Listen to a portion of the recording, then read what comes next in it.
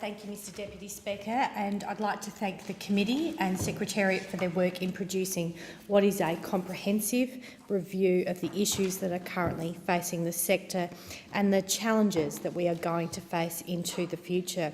Aged care reform is a complex problem, but it is a problem we must not ignore in this parliament. We must consider the financial impacts, the changing healthcare needs and, of course, the emotional cost on our loved ones.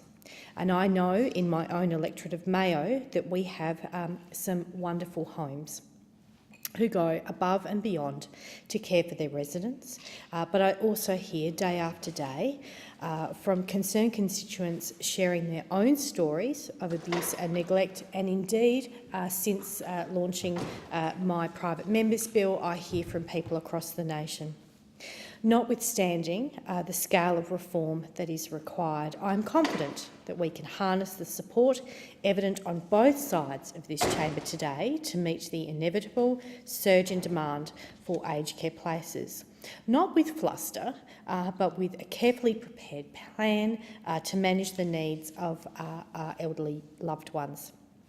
Before I turn to the report itself, I note the appointment today of Ms Janet Anderson as Commissioner of the Aged Care Quality and Safety Commission.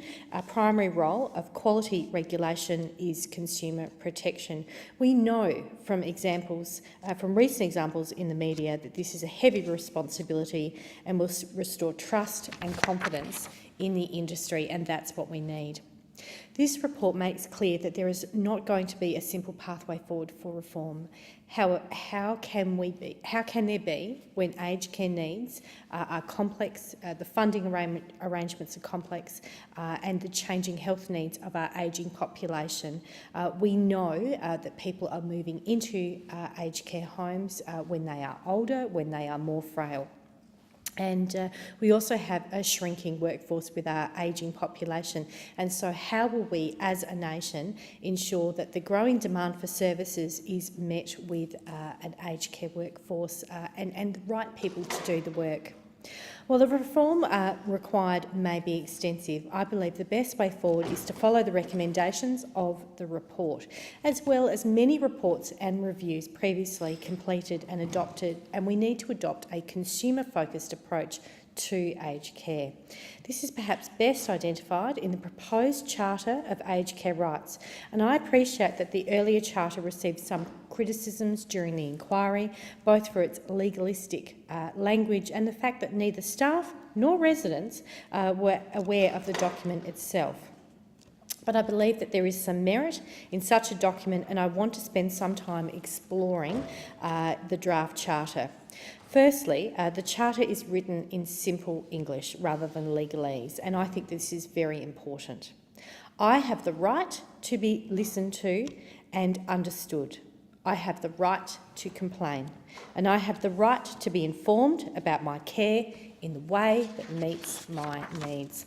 The words may be simple, but the message is clear and powerful. The rights of Australians do not cease upon entering a residential care facility, and as the Minister regularly states, and I agree with him wholeheartedly, this is their home. It's just a different home.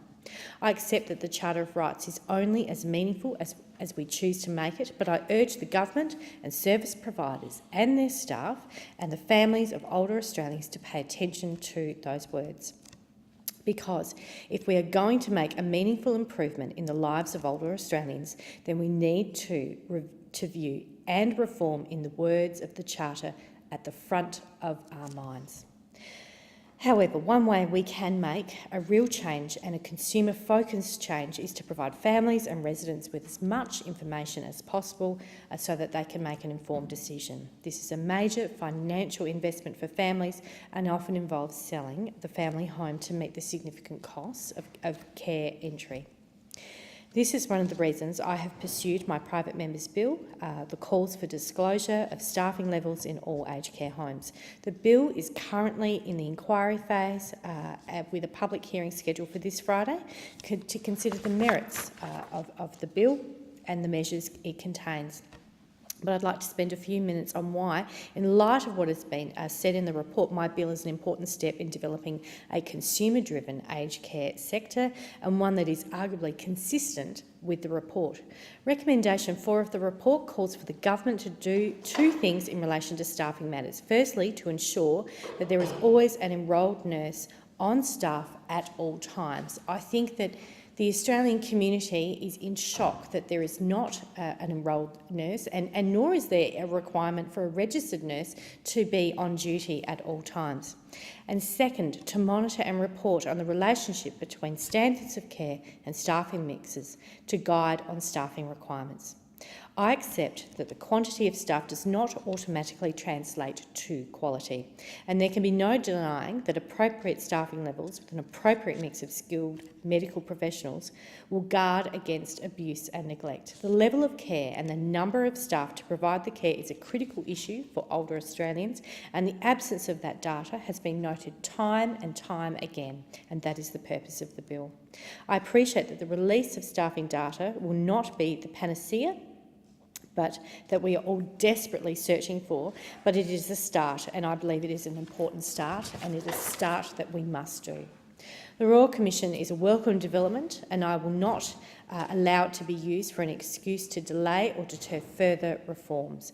The committee report takes great pains to set out the previous reviews and reports carried out by government, the Productivity Commission, the Law Reform Council, various academics and stakeholders. It proves that we have so many good pieces of evidence before us, and we need to ensure that action is now. I look forward to the hearing on Friday, Mr Deputy Speaker, and I thank the committee's work for this report before us today. Thank you.